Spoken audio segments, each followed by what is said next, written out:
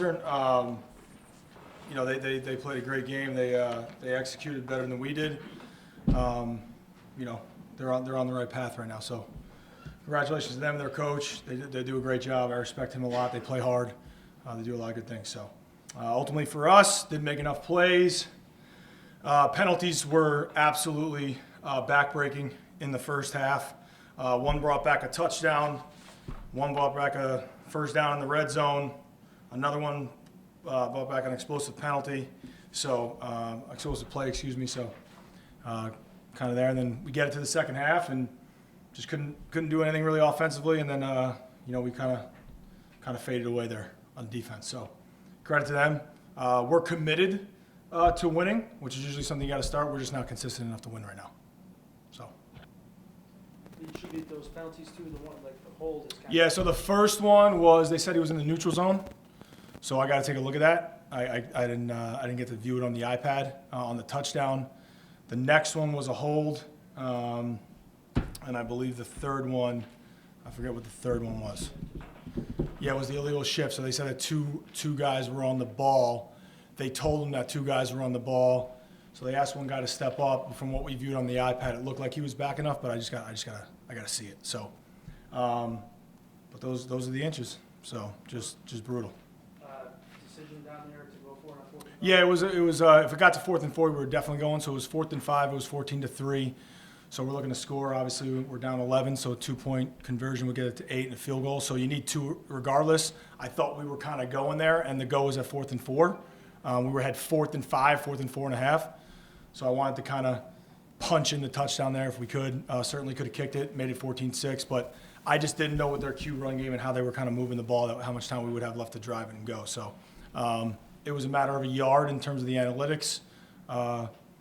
So I thought we were moving it pretty good. We just hit that big shot to make it. You know, we hit the check down there to Brandon, I think, to hit it. So I thought we were kind of moving there. And difference in a yard. You know, there was one in the first half that was recommended 4th and 3 go, and I punted it, you know, which pinned him down inside the 9. So they give you recommendations, but ultimately, yeah, we could have kicked it, made it 14-6, then we still needed a touchdown at 2-point. But I thought we were moving there, and a difference in a half-yard. That's why I went. Yeah, Gibby's out right now. He's up, he's walking, but doesn't look like he's walking too good. So, it's another one. Coach, what was behind the QB change to start the 4th? Yeah, we're just not playing well enough, no matter who it is. So regardless, we have a quarterback issue right now. We got to figure it out. All 3 guys have had opportunities. You know, at some point, someone's got to take it and go. So that's what I'm looking for. I know we're all looking for that, but just felt like we were missing a lot of throws early that were open. And again, I trust Coach Jake and Coach Belch with everything. So they want to make that change. We discussed it going in when we would need to do that, and that's ultimately why we did. So, but for all 3 of them, someone's got to step up and play. How frustrating was that play? You get the turnover on the punt and march right backwards. Yeah, we took a first down sack, right? Mm-hmm. Yeah, first down sack, 2nd and 20. Then we flipped the field, and that's the question you just asked. It was 3rd and 20, then we got a 4th and 4 and a go. So, you know, we were up 2-0 in the turnover margin, which I think is like 81% win. Then obviously we threw the interception late. But, again, that kind of tells me that we're just today the penalties were the issue. So, yeah, we just can't start that. We can't take a sack on 4th down at the last play of the game. I mean, just get the ball in the end zone. So that's just, again, I love him. We just all got to keep growing, and we got to keep going. So off of that, 5 drives inside the Western Michigan 30, only come away with points on one of them. Anything besides penalties stand out to you when it came to the lack of execution? Yeah, I thought we were running the ball early, effectively, especially on 3rd down, and then it just came down to kind of a accumulation of probably everything: penalties, execution, putting us back. We missed the field goal. We hit the first one, but you know, right now we got to be aggressive when it allows it, because we're not scoring enough. So, but probably a combination before I watch it of everything. But again, I think they're committed to winning, right? To change something, you got to be committed to start it, and then the consistency you have to build to finish it. So we're just not consistent enough. You know, they are. You know, and they got it done. Has your offensive play calling become too predictable? No. You haven't scored over 10 points this season, or one against the FCS team, but all the other games you haven't scored over 10 points. So what's going on with the offense? We're not executing very well, no matter who the quarterback is. It's a combination of everything. Certainly, we got to coach better. They got to play better. We're not really doing anything right. Thank you. You're welcome. Did they adjust on the defensive line at all to keep you from running the ball as well as you did on those first three drives? Maybe a little bit. I think it got to 14-3, which we're not going to abandon it, but also, at that point too, we made the change a little bit there. So no, I think we were doing it. I think just, they kind of got some more penetration. They blitzed a little bit more off the look of it. From me watching it, they blitzed a little bit more. We didn't pick it up too good on some run blitzes. There was a lot of first downs I felt like in the second half that they put us behind, on second down. So, but that number 11 is a good player. I don't know what he ended with, but it looks like he's not in the top 4 here, so I don't know. So, we started off the game trying to slow him down a little bit. So.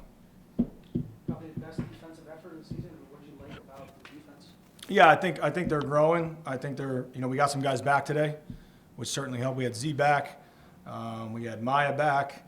So we're able to rotate a little bit there. So, the one drive they have, we cut a guy loose in man. I don't know how that happens. I got to watch it. I mean, that's recess coverage is what I call it. You go out at recess, I have him, I cover him until the next play starts. So got to take a look at that. We had a DPI also there. So I think they're playing well. I think they're playing better as a unit. And ultimately, their performance was a solid one today. But I know they're going to be upset with letting up 21 and the game's 7-3. And, sometimes that's the way football works, right? You're not clicking on two or one side of the ball and the other two, you got to pick them up. Or when you're down to really one side kind of playing well, it's not really going to work out. Do you have an update on Rocco? Yeah, he's out right now with a turf toe. Tried to go on the underwater treadmill Tuesday and Wednesday, couldn't do it. He got spin up when he was spinning to break a tackle in Missouri, get driven into the ground, they got landed on. So, not sure, and that might be a, answer to that question. I mean, we come into the year, T.Y. on paper is our best offensive player, out. Jaquan Quimpson's been our best offensive player, out. Rocco Griffin's our next offensive player, out. So, guys around him, there's a lot of guys playing that probably didn't think they would be playing or really in their development shouldn't be. So now we got to come up with a way to be better than we are, and that's where we get paid as coaches to do that. Looking at the defense, how do you think Timmy Hinspeeder played today, and what does he bring to that unit? Yeah, I mean, I felt him again. I mean, I look right now. Yeah, he had 14 tackles. So the kid's had 31 tackles in 2 games. He's a guy that was with me previous spot, does everything right. And he makes plays because of his preparation. And he's bringing guys along with him. I think that's a big part of it too on defense. He's kind of bringing some guys along with him. So, but I'm proud of him. Proud he's on our team. Thanks, Coach. Thanks, guys.